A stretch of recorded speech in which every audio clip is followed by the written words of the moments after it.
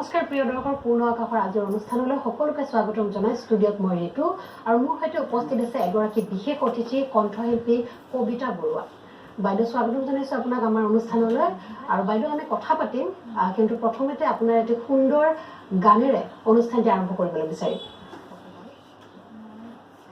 প্ৰথমতে আমাৰ গতিকে আদৰৰ শ্ৰদ্ধাৰ কুলৰ বৰুৱা দাদা হঠাতে সেইদিনাখন তেখেত মৃত্যু হ'ল।